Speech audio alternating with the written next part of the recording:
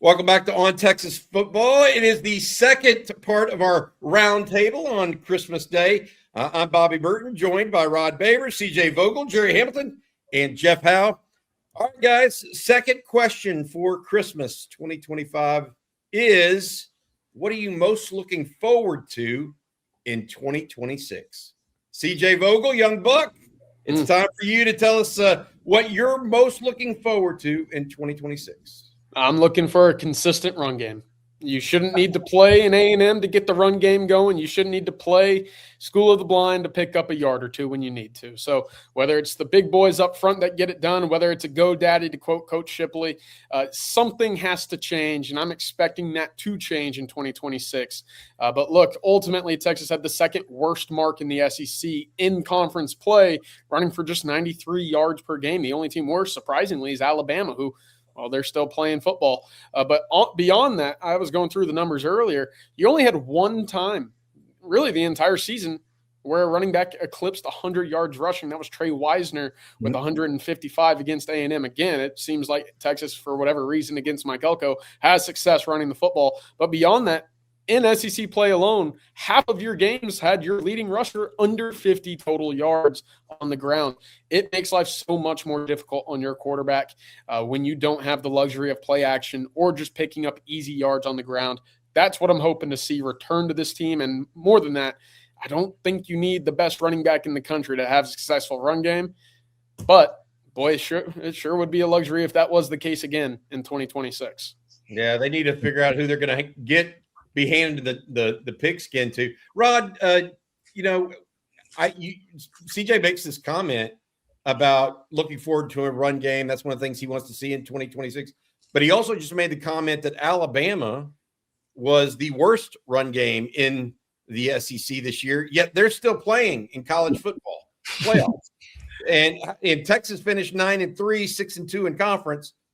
Usually that doesn't square. Success doesn't square with no run game. What does that mean to you? Well, I think your offensive line was just, lackluster, right? You had one of the worst O-lines in college football. Let's be honest here, gentlemen. I mean, your pass protection, you're one of the worst in college football in terms of pass pro and pressures allowed and pressure rate allowed. And CJ just gave you the run game number. So I think with Alabama, I don't know where they are pass protection, but I know it's better than Texas. So their run game and run blocking may be as bad as Texas, but there's no way their pass blocking is as bad. So I would just say thank God for Arch Manning, because if not for Arch Manning, with the +1, the run game, and also what he does in the scramble drill, which are bad pass protection, Texas would easily have had 2 more losses on the schedule. No question. No doubt. Does a big running back help in that regard, Jeff or Jerry, if they get one in the portal? To me, it's more about just scheme. I mean, I think whatever pieces you add, it's got to make sense. And like we talked about the run game being too wide zone dependent, and it has been because once teams have shut down your wide zone run game, you haven't had a counterpunch to go to. So, I mean, we can talk about personnel, and look, they do need to upgrade personnel. But, Jerry, we talked about it a little bit this week too. I've said it all along. If your run game is only good when you've got a generational running back followed by a guy that, had he not gotten hurt, would have gone in the first round, well, then your run game probably isn't very good. And you probably need to go back to the drawing board and figure some things out. So whatever pieces they add, it's all got to fit with however Sark evolves his run game. Yeah, I'm going to be pretty simple and add that I think the physicality, you have to have an element of physicality and downhill in your run game in the SEC. The history of the conference will tell you that. I don't think the history of the conference is going to change that. So that's the only piece I'll add after what everybody else has said, is that has to be an element of it, because, you go back to Ohio State on the goal line last year, and the players have changed and the results stayed the same. So there has to be a change, a little bit of understanding of what needs to happen to get over the hump. Well, run game is certainly something that we can look forward to a better rendition of in 2026. Rod, what are you looking forward to in 2026 as you put your crystal ball and trying to look forward into it? I think like a lot of Longhorn fans, with the news of Will Muschamp now coming back to Texas, the defense should be more aggressive. It should be a more attacking style of defense, and I think that's what I'm looking forward to overall. PK did a really good job for Texas, but had more of a bend but don't break mentality. He did get more aggressive toward the end of his tenure here in Texas. Man coverage rates went up. Your single high rates went up. Texas is one of the highest single high teams in the country in terms of having one single high safety, so you can put an extra guy down in the box or do more exotic things with that single high. Blitz rates were up. Simulated pressures were up. Your stunt percentage also was up in 2025. Your box blitz rate was up in 2025 as well from year to year. So I think PK was getting aggressive, but that tells you what Sark wants. He wasn't nearly as aggressive as Sark wants him to be. So I think ultimately that's what you're going to get with Will Muschamp, attacking, aggressive style of defense. And I do think he's going to go out of his way to weaponize some of those game wreckers that you got potentially in a guy like Colin Simmons, throw out another guy like Lance Jackson. Justice Terry could be in that conversation too. You have some of those types of players, and I think Will Muschamp is going to try to maximize those guys, but do it with aggression. So that's something Texas they haven't set the tone and they haven't dictated the tempo defensively. You're going to get a lot of that with Will Muschamp. Having offenses have to adapt to what he's doing rather than the defense adjusting to what the offense is doing. Y'all mentioned this. Everybody on this program has mentioned it. Texas finished outside the top 100 in pass defense. Yep. This year, after being one of the top teams in the country a year ago. Now they lost Makuba, they lost Jade Barron, and I think that Will Muschamp's defense has two components: being more aggressive. When I think of aggressive in Will Muschamp, I remember those linebackers like Roderick McElroy meeting running backs in the hole. Like at the line of scrimmage, that kind of aggressiveness. It'll be interesting to see what happens on the back end, though. Does a Cade Phillips and his long arms play more into what Will Muschamp wants to do on the back end?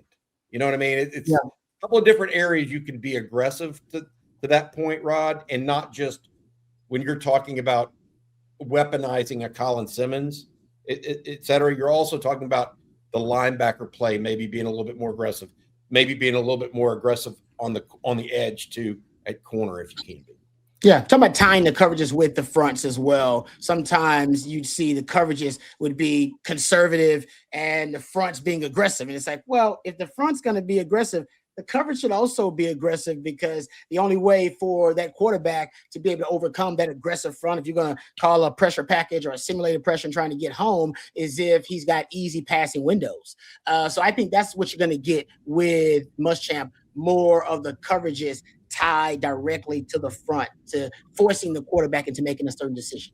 Yeah, the quote that stands out to me from Steve Sarkisian in his kind of introductory press conference for Will Muschamp was the easy access throws. And I think that's what a lot of Texas fans were, rightfully complaining about, seeing defensive backs 7 or 8 yards off the ball on a 3rd and 4 situation. And, again, that plays towards the bend but don't break. But to your point, Rod, if you're going to be aggressive up front, tie that together in the back end, because that makes windows that much tighter. You did that against A&M with a quarterback that isn't very accurate. And as a result, you basically dominated the day with what you were able to do with the tight coverage and the pressure up front.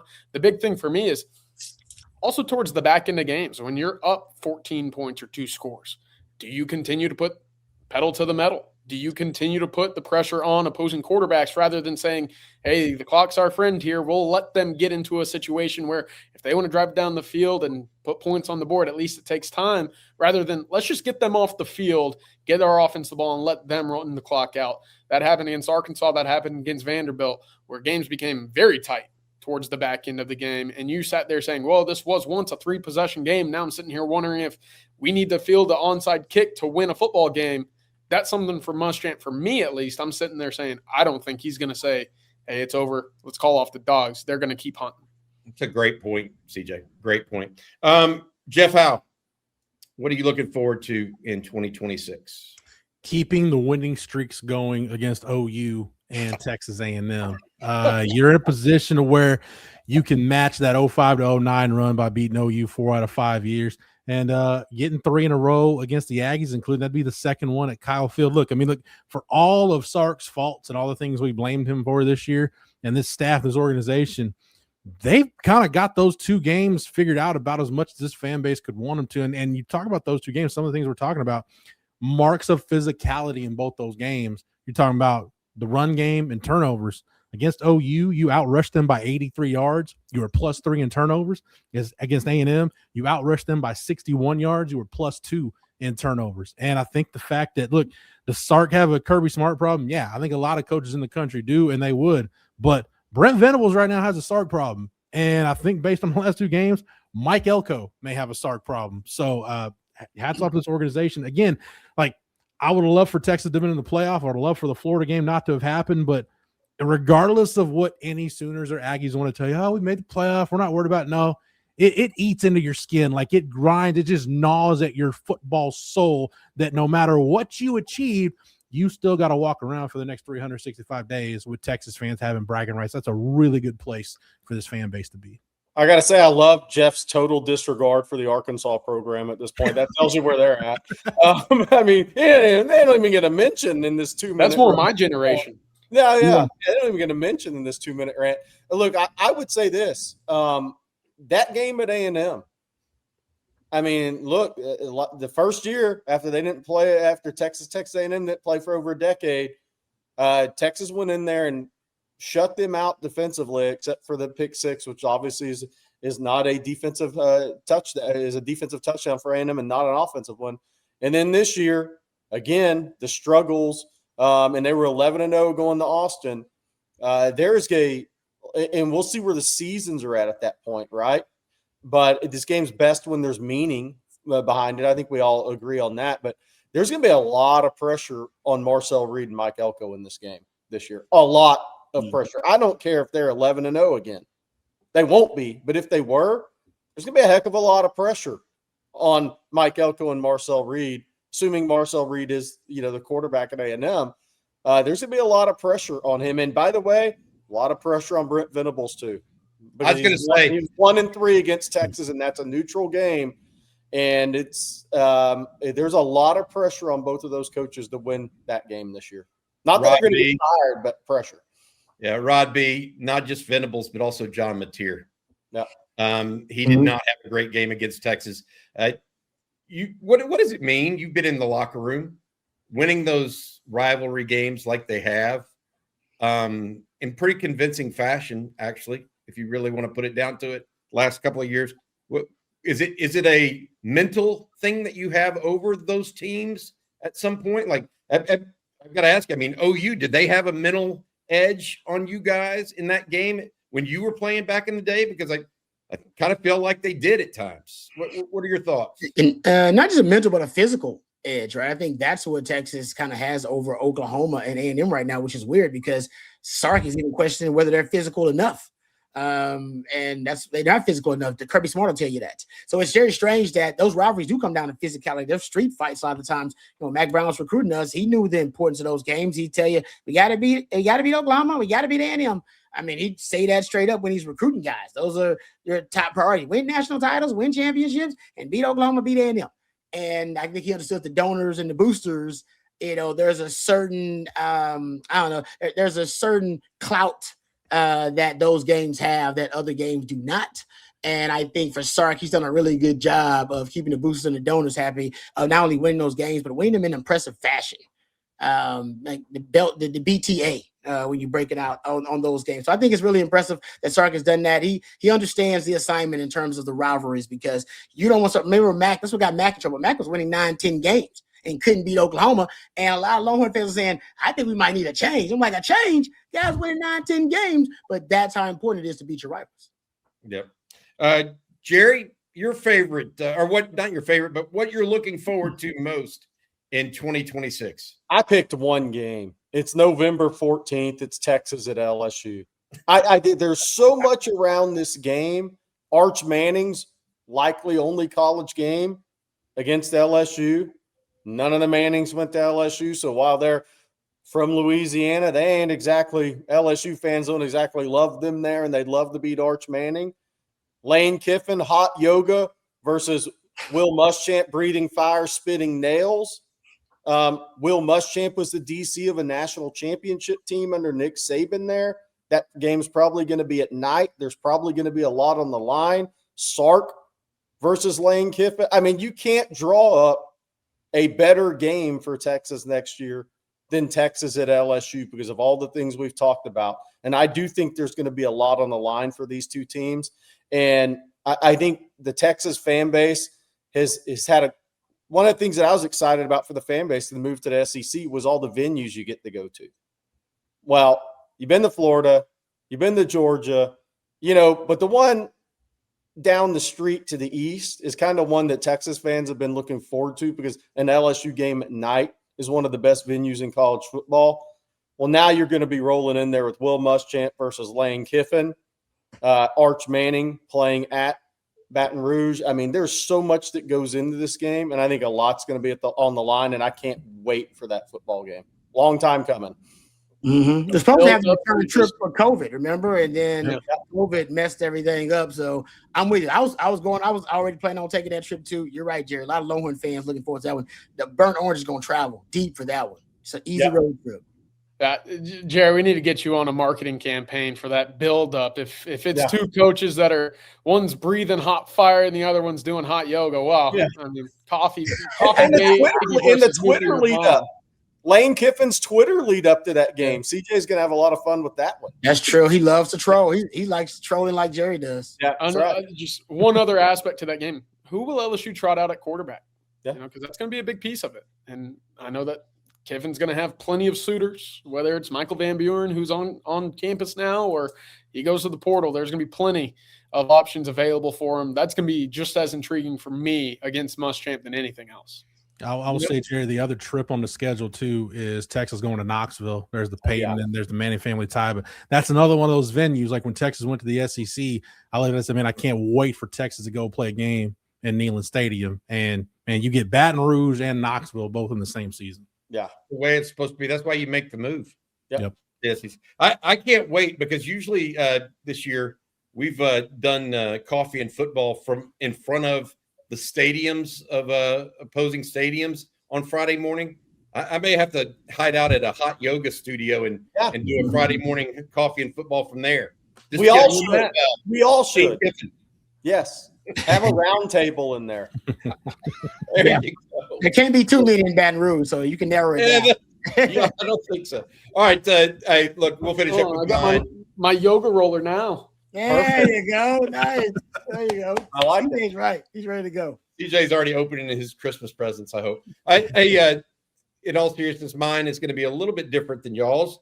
I just want to see what I'm looking forward to most, I guess, is the continued development of Arch Manning as a leader, as a quarterback. And I think that I think all of us would agree we don't know what his ceiling looks like. I mean, that's the one thing he kept improving. We still, to this day, don't know what his ceiling could look like. And as much as anything in 2026, that is what I'm looking forward to. What is he capable? Is he going to be capable of leading this team to a national championship, college football playoff appearance type situation? Because I think he's got it in him, but we don't know where he's going to end up. Yeah. We really don't. And I'm looking forward to that as much as anything because there's nothing as pretty as watching a football team that has a great defense and a great quarterback. Yeah. Texas has a chance to have a great quarterback next year. They have a chance under Muschamp to have a great defense. I'm not saying that, but man, good quarterback play. You can't. It's invaluable. It's priceless in my opinion. I'll tell you what's big for me when the schedule actually came out for next year was Arch passed the biggest test of all this year, intestinal fortitude and mental toughness, because it was not a great start and there were some ugly moments. But this schedule next year is going to test him because there's going to be so much pressure on him when Texas plays Ole Miss. Well, not before that, Ohio State comes back to town because everybody's going to talk about how poorly he played against Ohio State. So they're going to test him right off the bat. Then you have just look at the schedule, all the things from a family standpoint, the buildup of the SEC at Tennessee, September 26th, Ole Miss on the 24th. at LSU, right? I mean, there's going to be a ton of buildup around Arch Manning this year. So for me, we know he'll play better in year 2, but he passed the biggest test because the test that's going to be thrown in front of him this year in year 2 is going to be mental as much as anything because the buildup of these games and the pressure that's going to be applied to it. Arch versus Archie and Eli. Arch going into Knoxville to play Peyton School. Arch trying to bounce back against Ohio State. These are massive situations the media is going to try to put him in this year. The thing for me beyond just the play on the field, and Jerry, you mentioned the mental side of things. This is more inside his own huddle, inside his own locker room. When it comes to leading the team, I think at times, especially early in the years, if I'm going to lead this team, do I need to look over and make sure that these guys are still following me? Towards the back end of the year, I know that they've got my back now, right? I know that they're behind me no matter what. Going into 26, if you're Arch Manning, you're either with me or you're not going to be a part of this train, right? And that's going to be the change, perhaps the biggest change for me from 25 to 26, knowing that he's got the full support of his roster, right? They know what type of player, how gritty and tough that he was towards the back end, saying, I'll go to war for this guy any day of the week, knowing that change is going to come as well, just willing his team to a win perhaps. We saw that at times in 2025. I think that's going to be a weekly occurrence. I like that take a lot, CJ. The analogy or metaphor of not having to look over his shoulder anymore. It's now you're either on the train or you're not. That is part of what we should see and want to see, right, in 2026. Yeah. All right, guys. That's going to do it for this second roundtable for Christmas Day. Thank you all for watching. As it is Christmas, I want to say thank you not just to all of you out there that have watched us this year, and thank you to all the Longhorn fans across the country. Hope you guys are having a wonderful Merry Christmas and going to have a Happy New Year. We'll be down in Orlando for the Texas-Michigan game, obviously. We'll be back tomorrow with coffee and football as well. But we also want to say thank you to some of our coworkers that were not on this roundtable with us. And this journey would not be the same without them. Thank you to Bob Shipley, Marcus Myers, Brian Irwin, Tony Hills, Will Matthews, Amanda Atwell, Blake Monroe, and someone that you guys don't see very often, but behind the scenes is a young man named Matthew Hutchison that has helped us a ton through the years, and we appreciate him very, very much. From all of us to all of you, Merry Christmas and hook 'em horns. Hook 'em. Hook 'em. Merry Christmas. Merry Christmas.